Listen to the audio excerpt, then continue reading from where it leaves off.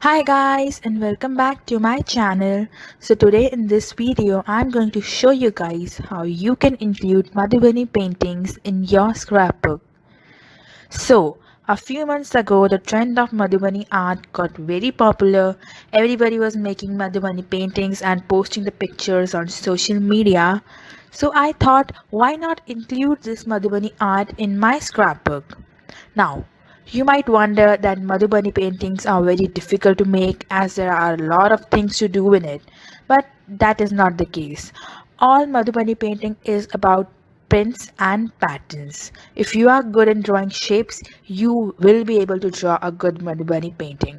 So, in this video, I'm going to show you guys how to make a Madhubani painting and some easy designs that you can include in your scrapbook.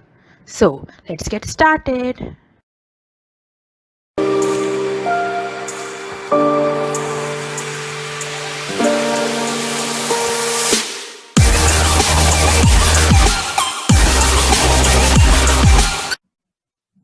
So, we are now on my desktop and let's do a quick search of what Madhubani art is. So, as it says here in Wikipedia, Madhubani art is a style of Indian painting practiced in the Mithila region of the Indian subcontinent. It is characterized by its eye-catching geometrical patterns. Now, as I said earlier, if you know how to draw figures and shapes, you will easily be able to make a Madhubani painting because it is just the repetitions of those shapes and figures. Now, let's look at some images.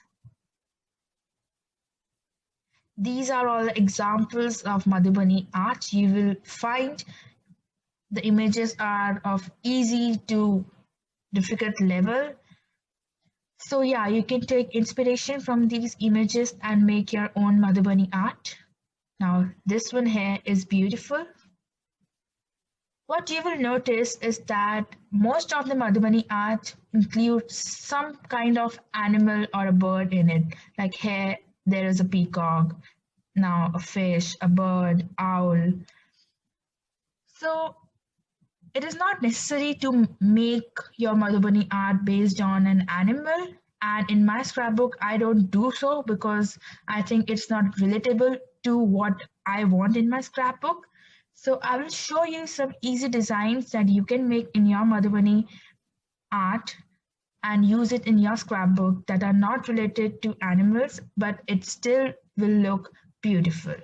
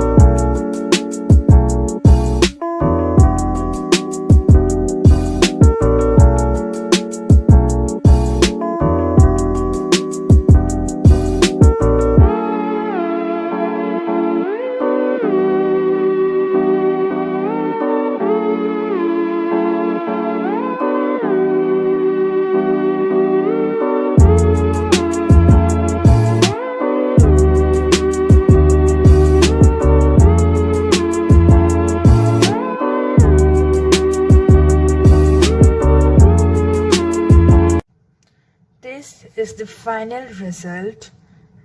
I made a little mistake here. I messed up the spelling of beer, but I easily managed to hide it with this colored paper. This, I believe, is a very good hack, and anywhere that you make a mistake, you can easily hide it with a piece of paper.